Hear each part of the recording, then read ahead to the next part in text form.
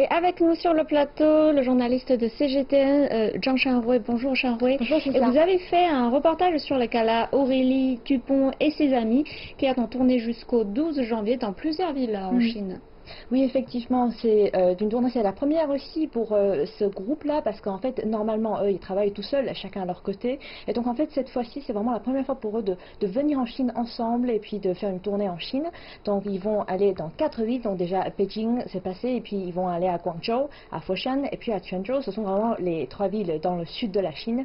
Et donc, en fait, c'est vraiment la première fois pour eux. Il y en a qui n'ont jamais venu en Chine avant. Il y en a qui sont venus en Chine plusieurs fois avant. Donc c'est cette fois-ci là le plus âgé au plus jeune. Vous avez le plus âgé qui a plus de quarantaine d'années et puis le plus jeune est Julia Mackey qui est né en 1997, donc qui a pour 2020 il devrait avoir 23 ans, donc très jeune.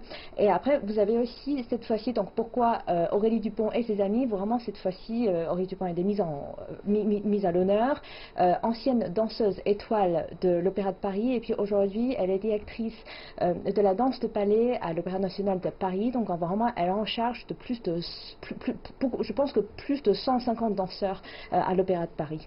Donc c'est vraiment un énorme travail, mais malgré tout ça, elle pratique quand même la danse tous les jours. Donc cette fois-ci, elle accompagnée avec ses amis, donc d'autres danseurs de ballet, en tout 8. Ils sont venus chacun avec leur pièce, soit en solo, soit en pas de deux, c'est-à-dire que ça sera peut-être 2 personnes, surtout un homme et une femme, qui vont finir la pièce ensemble.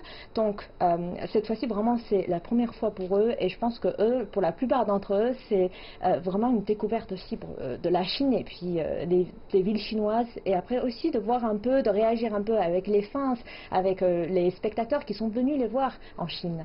Et donc vous avez dit ces 8 danseurs sont des danseurs élites de plusieurs pays. Oui. Donc ces 8 danseurs élites qui se recomposent exprès pour cette tournée en Chine. Oui. Et comment ils ont préparé ce spectacle en Chine? Eh bien, en fait, justement, ça se prépare pas d'un coup. Hein. C'est vraiment, au début, ils se sont pris en contact, de se dire que si peut-être ça serait une bonne idée de venir en Chine, et après ils ont fixé une date pour venir. Mais là, en fait, chacun prépare à leur côté, parce qu'il y en a qui sont très très occupés. Vous avez encore aujourd'hui, il y a des danseurs qui dansent vraiment dans une troupe de ballet dans un pays étranger. Et après, vous avez aussi pas mal qui sont les danseurs en freelance, donc qui sont venus en Chine. Donc en fait, vraiment chacun a leur emploi de temps très chargé. Et après, eux, ils ont chacun préparé un peu à leur côté. Moi, j'ai rencontré un danseur qui a préparé justement, qui a vu son partenaire 2 semaines à l'avance, en fait, qui ont préparé tous les deux un peu en Mexique, et après ils se sont séparés pendant 2 semaines, et puis il se trouve que là ils ont eu à peine 3 heures, 4 heures pour faire la répétition, donc c'était vraiment très court des fois leur répétition. Et après il y a aussi des gens qui sont venus avec vraiment une pièce très classique, une danse classique, et après il y en a aussi à l'exemple d'Aurélie Dupont, et puis bien d'autres danseurs qui sont venus avec des pièces plus modernes, à l'exemple du Star. Donc une pièce qui a été créée par Aurélie Dupont, accompagnée d'un chorégraphe norvégien. Donc justement, ils ont créé une danse de A à Z à partir d'une chanson américaine de Nina Simone, de Star, justement, de commencer à interpréter les paroles avec leurs gestes, avec les expressions sur le visage, avec le regard, et puis avec tous les gestes de danse. Donc c'est vraiment, c'est la première aussi pour eux de présenter à Pékin pour les spectateurs pékinois. Donc c'est la première fois qu'ils sont venus en Chine, ce nouveau groupe. Oui. Comment les spectateurs chinois ont-ils accueilli le spectacle? Oui, alors c'est très très intéressant, parce qu'en fait, moi j'y suis allée pour le 3 janvier, c'était un vendredi, donc il y avait vraiment beaucoup de personnes à l'intérieur de la salle, et c'était surtout les femmes accompagnées, soit accompagnées de leurs copains, leurs maris, de leur famille ou de leurs enfants. Et après, surtout, c'était une belle découverte pour la plupart des spectateurs. C'est une très belle découverte de ballet pour les enfants. Et après, vraiment, j'ai constaté qu'il y a de plus en plus de fans de ballet qui sont venus pour apprécier vraiment les danseuses ou les danseurs dont ils ont toujours rêvé, ils ont toujours comme si c'était un modèle pour eux. Et c'était vraiment un moment énorme. Et puis en même temps, ce qui est bien, c'est que cette activité, ça s'inscrit dans le 20e anniversaire, dans le 20e festival de rencontres à Pékin. Donc en fait, vraiment un festival qui a été organisé pour accueillir les artistes étrangers pour venir en Chine avec leur culture, avec leur danse, chacun de leur côté, et puis vraiment pour présenter leur propre culture aux Chinois cette fois-ci. Et je vois que vous avez fait des micro-trottoirs avec le public. Et en tant que journaliste, comment vous avez observé le public, comment ils ont aperçu le spectacle, puisque c'est pas dans leur l'habitude Oui. de coup de l'art chinois. C'est vrai.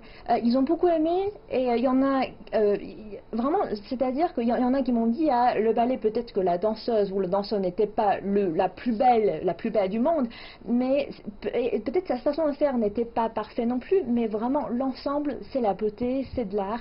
Ils ont énormément apprécié et après à la fin ils avaient à peu près à la fin du spectacle, à la sortie, il y avait 3-4 danseurs qui sont venus pour la signature. Et après, vous voyez vraiment le nombre de personnes qui attendaient à côté pour qu'ils puissent parler avec les gens, pour qu'ils puissent parler avec ces danseurs et ces danseurs. Donc c'est vraiment un moment énorme. Et puis je me disais que justement, la Chine est peut-être un pays d'avenir de l'art, un pays d'avenir du ballet dans le futur. Et puis cette année, c'est aussi l'anniversaire du 60e anniversaire du troupe de ballet chinoise. De ballet central de Chine. Donc je pense que c'est vraiment un très beau moment de communiquer les deux troupes ensemble. Et on voit bien que la beauté est partagée et universelle. Après ce reportage, quelles sont vos impressions sur les danseurs de ballet qui composent le spectacle? Oui, alors les danseurs de ballet, vraiment à partir du moment où on enlève le voile mystérieux de leur vie, c'était pas forcément les elfes, les anges, les fées que vous imaginez sur la scène. Eux aussi, ils ont leur propre vraiment, ils ont leur propre du temps très chargé, ils sont très occupés avec leur temps. Déjà, par exemple, une fois arrivés sur la scène, c'était très important de faire la répétition. Donc la répétition, par exemple, c'est vraiment très important de s'habituer à la scène, c'est-à-dire si c'est une scène plutôt inclinée ou c'est une scène plutôt plate. À partir du moment où en Chine, c'est plutôt les scènes plutôt plates. Alors par exemple, à l'Opéra de Paris, c'est plutôt incliné pour que tous les danseurs, à partir du moment où ils s'alignent les uns après les autres, puissent être vus tout le monde par les spectateurs. Donc là, vraiment, ce sont des choses à y habituer et la plupart d'entre eux sont arrivés vraiment la veille du spectacle à Pékin pour s'entraîner, pour se préparer.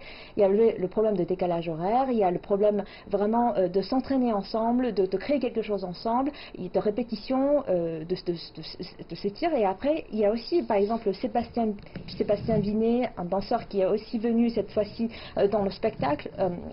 Lui, en fait, son problème, c'est que lui, il est arrivé le jour même, donc à peine quelques heures avant le spectacle, après 40 heures passées dans l'avion. Donc c'est vraiment, ils ont consacré beaucoup de temps, surtout de temps dans le monde, dans leur carrière. Et après, ce qui est vraiment intéressant, c'est que je leur ai posé la question, c'est quoi le ballet pour vous? Et ce sont vraiment, moi j'ai vraiment entendu les réponses très diverses. Il y en a des gens qui m'ont dit, c'est vraiment la ballet, c'est leur vie, et c'est vraiment quelque chose qui est très importante pour eux dans leur vie. Ils ont pu rencontrer leur femme, leur partenaire, leur mari grâce au ballet. Et puis la plupart des gens, à l'exemple d'Aurélie Dupont, même si aujourd'hui elle est à la retraite, elle n'est plus danseuse de l'Opéra de Paris, mais même si elle a commencé vraiment à prendre le rôle de la gestion, de la directrice, mais elle participe quand même, elle fait au moins 1 heure de cours tous les jours pour s'entraîner, pour s'améliorer, vraiment pour garder cette capacité et puis cet art aussi en elle. Et puis en même temps, les danseurs de ballet, aussi un autre problème pour eux, c'est-à-dire qu'ils prennent la retraite beaucoup plus tôt que les autres. La plupart d'entre eux, ils prennent la retraite à partir de quarantaine d'années, de cinquantaine d'années. L'exemple de l'Opéra de Paris qui bénéficie actuellement le régime spécial de retraite en France. L'âge de retraite, c'est à 42 ans. Et après, qu'est-ce qu'ils font? C'est vraiment une question qui se pose aujourd'hui, c'est-à-dire il y en a qui sont devenus des professeurs de danse, il y en a qui sont devenus, peut-être, qui écrivent des articles sur le ballet, sur ces arts-là. Et puis, voilà, donc, leur vie professionnelle, des fois, c'est très court, et donc, il faut vraiment qu'ils profitent aussi de ces moments très forts. Donc, vraiment, personnellement, moi aussi, j'ai beaucoup apprécié leur venue en Chine. Et merci, Jean-Ruth, pour votre partage et votre reportage approfondi sur le ballet.